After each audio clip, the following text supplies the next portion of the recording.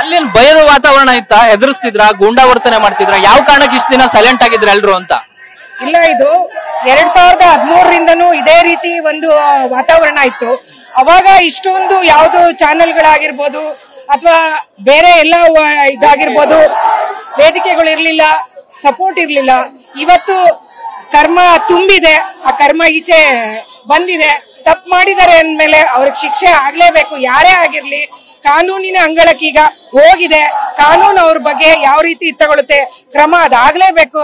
ಯಾಕಂದ್ರೆ ಒಂದು ಹೆಣ್ಣಿಗೆ ಅವಮಾನ ಆದ್ರೆ ಇಡೀ ದೇಶಕ್ಕೆ, ಒಂದು ಹೆಣ್ಣು ಮಕ್ಕಳ ಒಂದು ಕುಲಕ್ಕೆ ಅವಮಾನ ಆಗಿದೆ. ಕೇವಲ ಒಕ್ಕಲಿಗ ಹೆಣ್ಣು ಮಕ್ಕಳಿಗೆ ಅಲ್ಲ, ಇಡೀ ನಾರಿ ಕುಲಕ್ಕೆ ಇದು ಅವಮಾನ ಆಗಿದೆ. ದಲಿತರ ವರ್ಗಕ್ಕೆ ಅವಮಾನ ಆಗಿದೆ. ಯಾರನ್ನೇ ಒಬ್ಬ ರಾಜಕಾರಣಿ ಆಗಿರ್ಬೋದು ಇಷ್ಟೊಂದು ತುಚ್ಛವಾಗಿ, ಇಷ್ಟೊಂದು ಕೀಳು ಮಟ್ಟದಲ್ಲಿ, ಇಷ್ಟೊಂದು ಅಸಭ್ಯವಾಗಿ ಮಾತನಾಡಬಾರ್ದು. ರಾಜಕೀಯ ಇವತ್ತು ಇರುತ್ತೆ, ಹೋಗುತ್ತೆ. ಆದ್ರೆ ನಾವ್ ಏನು ಮಾಡಿದೀವಿ ಒಂದೊಳ್ಳೆ ಕೆಲಸಗಳು, ಅದು ಮಾತ್ರ ಉಳಿಯುತ್ತೆ. ಅಂತದ್ದು ಒಂದು ಉಳಿಯೋದಕ್ಕೆ ಇವತ್ತೆಲ್ಲರೂ ಒಂದು ನ್ಯಾಯಕ್ಕಾಗಿ ಇಲ್ಲಿ ಈ ಒಂದು ಕೆಪಿಸಿಸಿ ಆವರಣದಲ್ಲಿ ಎಲ್ಲರೂ ಇದು ಹೋರಾಟವನ್ನು ಹಮ್ಮಿಕೊಂಡಿದ್ದಾರೆ. ಈ ಒಂದು ಹೋರಾಟಕ್ಕೆ ಜಯ ಸಿಗುತ್ತೆ ಅಂತ ಭಾವಿಸಿದ್ದೀನಿ. ಈಗ 2013 ಆ ಟೈಮಲ್ಲೂ ಕೂಡ ನಿಮ್ಮ ಮೇಲೆ, ಮಮತಾ ವಾಸುದೇವ್ ಮೇಲೆ, ಮಂಜುಳಾ ನಾರಾಯಣ ಸ್ವಾಮಿ ಅವ್ರ ಮೇಲೆಲ್ಲೂ ಕೂಡ ಒಂದಷ್ಟು ಆರೋಪಗಳನ್ನ ಮಾಡಿದ್ರು. ಅವರು ಏನ್ ಹಿಂಸೆ ಕೊಡ್ತಾ ಇದ್ರು? ಏನ್ ಟಾರ್ಚರ್ ಆಗ್ತಾ ಇದ್ರು? ಏನ್ ಹಿಂಸೆ ಅಂದ್ರೆ ಯಾವ ರೀತಿ ಅದನ್ನ ಹೇಳಕ್ಕಾಗಲ್ಲ. ಯಾಕಂದ್ರೆ 10 ವರ್ಷಗಳ ಕಾಲ ಕಣ್ಣೀರಲ್ಲಿ ಕೈ ತೊಳೆದಿದೀವಿ. ವಾರ್ಡ್ ಅಲ್ಲಿ ನಾವು ಹೋದ್ರೆ ಅಟ್ರಾಸಿಟಿ ಕೇಸ್ಗಳಾಗ್ತಿತ್ತು. ಇಂತ ಅಟ್ರಾಸಿಟಿ ಎಷ್ಟಾಗ್ಬಿಟ್ಟಿದ್ಯೋ, ನಮ್ಗೆ ಯಾವುದೇ ರೀತಿ ಅಧಿಕಾರ ಇರ್ಲಿಲ್ಲ. ನಾವು ಅವ್ರನ್ನ ಪ್ರಶ್ನೆಗಳನ್ನ ಮಾಡಬಾರ್ದು. ಪ್ರಶ್ನೆ ಯಾರು ಮಾಡ್ತಾರೋ ಅವ್ರಿಗೆ immediate atrocity case, defamation case, ಹೀಗೆ ಹಲವಾರು ಕೇಸ್ಗಳನ್ನ ಹಾಕ್ತಿದ್ರು. ನಮಗೂ ನಮ್ಮ ಕುಟುಂಬದ ಮೇಲೆ 25 ಕೇಸ್ಗಳನ್ನ ದಾಖಲೆ ಮಾಡಿದ್ರು. ನಮ್ಮ ಮೈದನ ಹಾಗೂ ಯಜಮಾನ್ರ ಮೇಲೆ ರೌಡಿ ಶೀಟರ್ ಕೇಸನ್ನು ಹಾಕಿದ್ರು.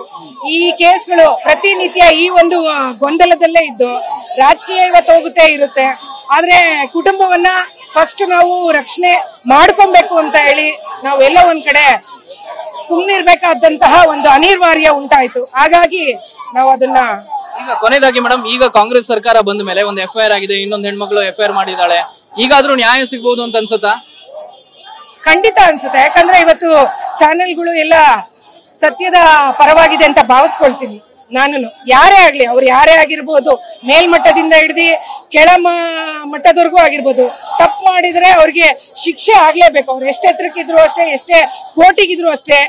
ಎಲ್ಲಿ ಒಂದು ಅವಹೇಳನಕಾರಿ ಜಾತಿ ಬಗ್ಗೆ, ವರ್ಗದ ಬಗ್ಗೆ ಯಾರು ವಾಯ್ಸ್ ಮಾಡ್ತಾರೆ ಅವ್ರಿಗೆಲ್ಲ ಒಂದು ಶಿಕ್ಷೆ ಆಗ್ಲೇಬೇಕು. ಇವತ್ತು ರಾಜಕೀಯಕ್ಕೆ ನಾವು ಹೋಗ್ಬೇಕಾದ್ರೆ, MLA ಆಗ್ಬೇಕಾದ್ರೆ, MP ಆಗ್ಬೇಕಾದ್ರೆ, CM ಆಗ್ಬೇಕಾದ್ರೆ, ಅಥವಾ ಇನ್ನೊಂದು ಆಗ್ಬೇಕಾದ್ರೆ, ಕಾರ್ಪೊರೇಟರ್ಗಳಾಗಬೇಕಾದ್ರೆ ಎಲ್ಲಾ ಜಾತಿ ವರ್ಗದ ಒಂದು ಮತಗಳ ಅವಶ್ಯಕತೆ ಇರುತ್ತದೆ.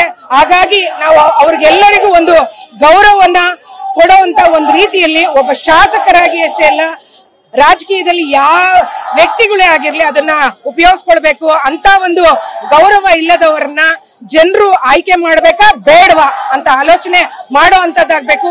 ಪಕ್ಷ ಬೇರೆ, ಪಕ್ಷಕ್ಕೆ ವ್ಯಕ್ತಿಯು ಅಡ್ಜಸ್ಟ್ ಆಗ್ತಾರ, ಇಂಥ ವ್ಯಕ್ತಿ ಜನಗಳಿಗೆ ಸ್ಪಂದಿಸ್ತಾರ ಅನ್ನೋದು ಇಂಪಾರ್ಟೆಂಟ್ ಆಗುತ್ತೆ. ಹಾಗಾಗಿ ಒಬ್ಬ ಉತ್ತಮರಾದ ನಾಯಕನ್ನೇ ಆಗಿರ್ಬೋದು, ನಾಯಕಿಯನ್ನೇ ಆಗಿರ್ಬೋದು ಆಯ್ಕೆ ಮಾಡುವಂತದ್ದು ಜನರ ಕೈಯಲ್ಲಿದೆ ಅಂತ ಹೇಳೋದಕ್ಕೆ ಇಷ್ಟಪಡ್ತೀನಿ. ಇದಿಷ್ಟು ಮಾಜಿ ಕಾರ್ಪೊರೇಟರ್ ಆಶಾ ಸುರೇಶ್ ಅವರ ಮಾತು. ಕ್ಯಾಮರಾ ಪರ್ಸನ್ ಸಂದೇಶ್ ಜೊತೆ ಪ್ರಸನ್ನ ಗಾಂವ್ಕರ್, TV9 ಬೆಂಗಳೂರು.